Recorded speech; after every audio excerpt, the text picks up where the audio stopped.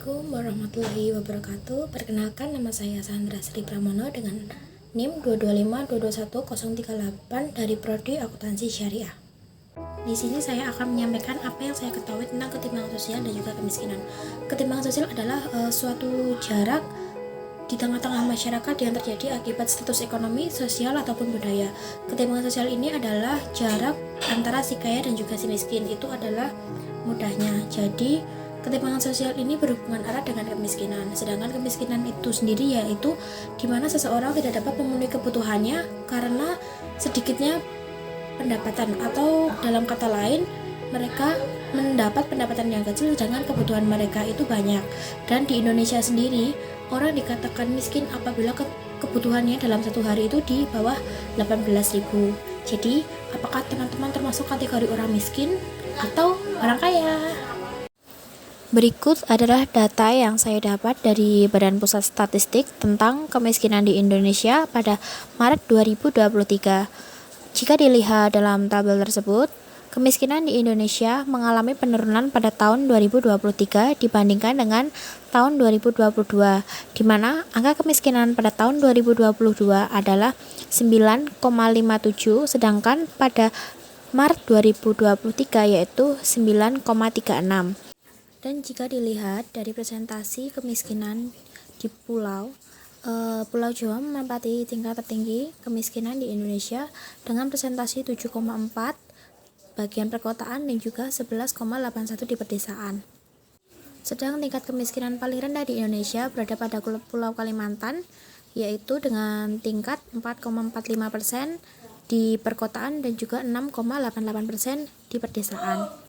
Seperti yang dapat kita lihat bersama-sama bahwa tingkat kemiskinan di Indonesia mengalami penurunan, dan Ibu Menteri Sri Mulyani mengatakan tingkat kemiskinan ekstrim Indonesia ditarget dengan presentasi 0%. Lalu, apakah Indonesia bisa mencapai target kemiskinan dengan presentasi 0%?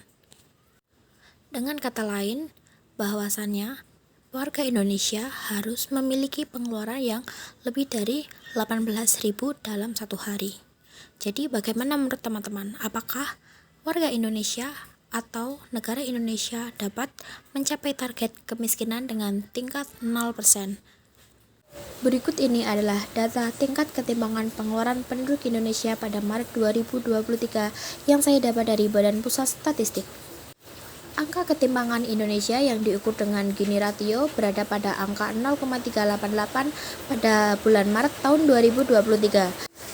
Di mana jika angka Gini ratio berada di atas angka 1 berarti ketimpangan pendapatan timbang sempurna atau pendapatan itu hanya diterima oleh satu atau satu kelompok saja dan yang lainnya tidak sama sekali.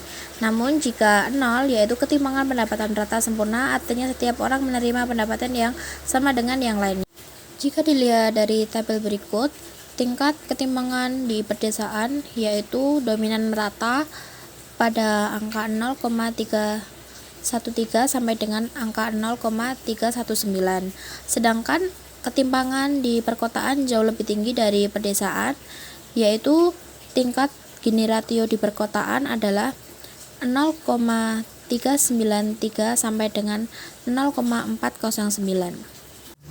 Namun jika dilihat dari data Gini ratio pedesaan dan perkotaan, nilai ketimpangannya dominan menaik atau pada tahun 2022 September berada pada angka 0,381, sedangkan pada Maret 2023 berada pada angka 0,388. Kemiskinan itu menghambat banyak hal. Bisa dipungkiri bahwa tidak semua orang di dunia ini memiliki kesempatan untuk hidup berkecukupan, atau bahkan lebih dari berkecukupan. Sebagian besar dari kita ternyata memang lahir dan hidup dari level kemiskinan. Dan mungkin orang-orang di level menengah ke atas tidak menyadari bahwa kemiskinan itu ternyata menghambat banyak hal. Kemiskinan memang menghambat potensi seseorang.